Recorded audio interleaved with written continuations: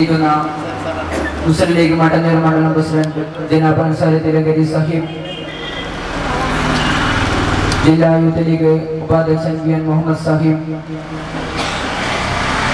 मुस्लिम League Mattanur मंडल secretary Churot Mustafa sahib, Muslim League Mattanur municipal president जनाब Abdulla Koti Hadi sahib, Keloor panchayat Muslim League secretary PKC Mohammed sahib, Youth League Mattanur മണ്ഡലം general secretary Noufal മെഹ്റൂം ഭായി, അതുപോലെ തന്നെ Youth League town president Shahid, മറ്റു എൻ്റെ പ്രിയപ്പെട്ട നാട്ടുകാരെ, ഇവിടെ എത്തിച്ചേർന്ന ഇന്ത്യൻ യൂണിയൻ മുസ്ലിം ലീഗിന്റെയും മുസ്ലിം യൂത്ത് ലീഗിന്റെയും മുസ്ലിം വിദ്യാർത്ഥി ഫെഡറേഷന്റെയും ഗ്രീൻ ബോയ്സിന്റെയും നേതാക്കളെ, പ്രവർത്തകരെ, ഈ പരിപാടി വീക്ഷിക്കുന്ന ഇതര മത ആദർശ പ്രസ്ഥാനങ്ങളിൽ വിശ്വസിക്കുന്ന വിശ്വാസികൾക്ക് ഇന്ത്യൻ യൂണിയൻ മുസ്ലിം ലീഗിന്റെ ഹരിതാഭിവാദ്യങ്ങൾ നേരുകയാണ്.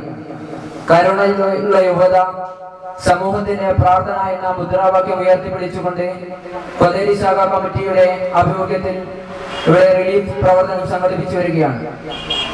മുസ്ലിം ലീഗ് വിവിധ ശാഖാ കമ്മിറ്റികൾ ഇത്തരത്തിലുള്ള ഒരു റിലീഫ് പ്രവർത്തനം നടത്തി വരികയാണ്. എങ്ങനെയാണ് മറ്റു രാഷ്ട്രീയ പാർട്ടിക്കാരെയും ജനങ്ങളെയും ആക്രമിക്കുക എന്ന് കമ്മ്യൂണിസ്റ്റുകാർ ആലോചിക്കുന്ന സമയത്താണ് എങ്ങനെയാണ് ആർക്കാണ് സഹായം ചെയ്യുക എന്ന് ആവശ്യപ്പെട്ടുകൊണ്ട് മുസ്ലിം ലീഗ് ഇത്തരത്തിലുള്ള ഒരു ഈ പ്രവർത്തനം കാഴ്ചവെക്കുന്നത്. ഞാൻ പറയാതെ തന്നെ നിങ്ങൾക്ക് അത് മനസ്സിലാകും. ഇവിടെ മട്ടന്നൂരിലും സമീപ പ്രദേശങ്ങളിലും കഴിഞ്ഞ ദിവസങ്ങളിലുണ്ടായ അക്രമ സംഭവങ്ങൾ, പോലീസ് സ്റ്റേഷൻ ആക്രമിക്കാൻ വരുന്ന ഓരോരുത്തരുടെയും കയ്യിൽ 2, 3, 4 കല്ലുകൾ എടുത്തുകൊണ്ട് പോലീസ് സ്റ്റേഷനിലേക്ക് ആക്രമിക്കുക. പോലീസ് സ്റ്റേഷൻ ആക്രമിച്ചതിന് ശേഷം ഇവിടുത്തെ ഡിഫിക്കാർ നേരെ പോയത് മട്ടന്നൂർ നിയോജക മണ്ഡലം മുസ്ലിം ലീഗിന്റെ ഓഫീസ് അടിച്ചു തകർക്കാനാണ്. പൂർണ്ണമായും അതിന്റെ ചില്ലുകളെല്ലാം നശിപ്പിച്ചതിന് ശേഷം മട്ടന്നൂരിൽ സ്ഥാപിച്ച പോലീസ് ഹെഡ് പോസ്റ്റും അതുപോലെ തന്നെ മട്ടന്നൂരിലെ ട്രാഫിക് സിഗ്നലുകളും എല്ലാം നശിപ്പിച്ചതിന് ശേഷം RSSന്റെ മനസ്സിലുള്ള മട്ടന്നൂരിലെ സഖാക്കൾ നേരെ പോയത് മട്ടന്നൂരിലെ ജുമാ മസ്ജിദിന് കല്ലെറിയാനാണ്. നിങ്ങൾ ചിന്തിക്കേണ്ടത്, ആക്രമണം നടത്താം.